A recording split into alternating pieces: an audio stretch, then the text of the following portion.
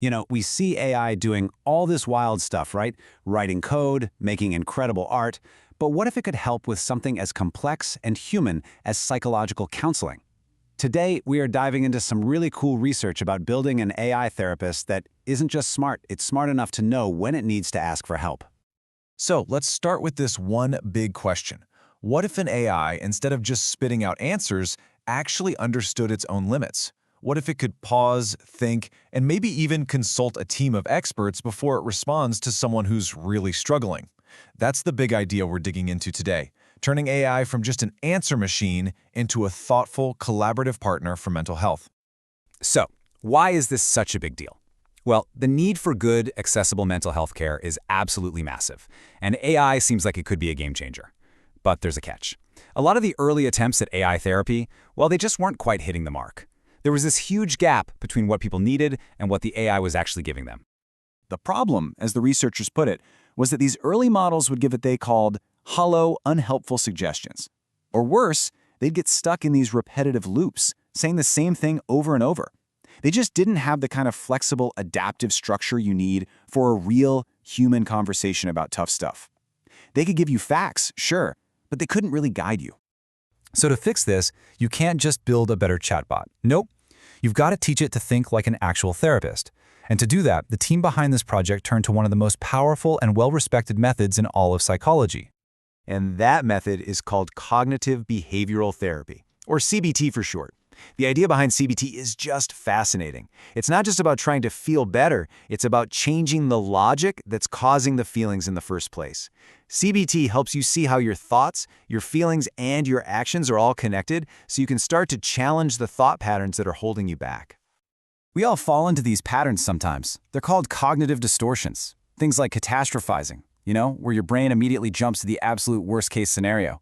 Or all-or-nothing thinking, where if something isn't perfect, it's a total disaster. CBT is all about learning how to catch yourself in those moments and reframe your thoughts. And that is a skill an AI therapist really needs to learn. Okay, so how did the researchers pull this off?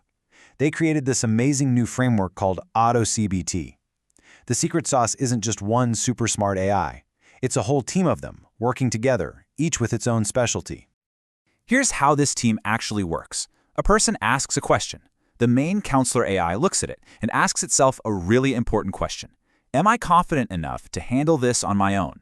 If the answer is no, it doesn't just guess. It drafts an answer and then sends it out to one or more specialist AIs for feedback. After it gets that advice, it polishes up its response and sends a much better final answer back to the person. This is seriously the perfect way to think about it. The main AI is like a junior doctor. It knows a lot, but it's smart enough to consult with a whole team of senior specialists before making that final call. Each specialist is an expert in their own little area, and together, they make sure the final diagnosis, or in this case, the therapeutic response, is as helpful and accurate as possible. And who's on this team? Well, you've got these incredible specialists. Each supervisor AI is basically an expert in one key part of CBT.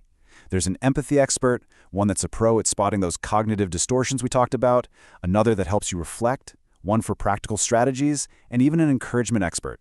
It's literally a full therapeutic team in digital form. So, the theory sounds fantastic, right? But does it actually work in practice? To find out, the researchers set up a kind of AI showdown, putting the AutoCBT team in a head-to-head battle against other common AI setups. All right, so here was the lineup. First, you had generation, which is basically just your standard off-the-shelf large language model. Then you had prompt CBT, which is a model that was given some specific instructions based on therapy principles. And finally, you had AutoCBT, our multi-agent team. The big question, who would give the best advice? And the results? Honestly, they weren't even close. When real human psychology professionals looked at the answers, they said AutoCBT's response was the best over 70% of the time. I mean, just look at that chart. It's a massive leap forward. That whole collaborative, self-aware approach made a world of difference. And it wasn't just a fluke win either. When they broke it down into specific skills that a therapist needs, AutoCBT came out on top every single time. Whether it was showing empathy, spotting those tricky cognitive distortions, or coming up with a good strategy, the team-based AI was just better. The teamwork didn't just work, it absolutely excelled across the board. But the experiment uncovered something else, a really important problem. One of the underlying AI models they used, a model called Llama, had this built-in safety feature that kind of backfired, leading to what they called overprotection. When it was faced with really sensitive but incredibly important topics, like a user talking about suicide or issues involving kids, the standard Llama model would just shut down. It would say, "I cannot answer this question." Imagine being in a vulnerable state and having the tool that's supposed to help you just completely stonewall you. It's the exact opposite of what you need. Over the course of the experiment, this happened 9 times. 9 unique, sensitive questions where the standard AI just refused to engage. In the real world, that's 9 people who needed help and were basically turned away by the very AI designed to support them. But here is where it gets really fascinating. When they took that same overprotective Llama model and put it inside the AutoCBT framework, something incredible happened. That whole structure of consulting with specialists gave it a way to handle these tough topics safely. Of the 9 questions it originally refused, it was suddenly able to answer most of them and answer them well. The collaborative structure actually made it safer and more helpful. So what does this all mean for the future of AI in mental health? Well, this research gives us some really powerful clues about where things are heading. But it also reminds us that there are still big challenges ahead. Let's just quickly recap why this AutoCBT thing is such a big deal. First, it just makes the quality of the conversation way, way better. Second, it's a flexible framework you could use to improve almost any AI counseling model out there. And most importantly, it's just more effective at the real work of CBT, helping people spot and challenge those harmful thought patterns. Now, it's not a silver bullet. The researchers are really upfront about this. Sometimes the different AI agents can get a little confused about their jobs, or they might get stuck in a loop asking for advice over and over. These are the kinds of technical problems that still need to be ironed out. But this research really leaves us with a powerful final thought. The biggest breakthrough here wasn't just a smarter AI. It was an AI that learned how to ask for help. It learned that working together leads to better empathy and safer conversations.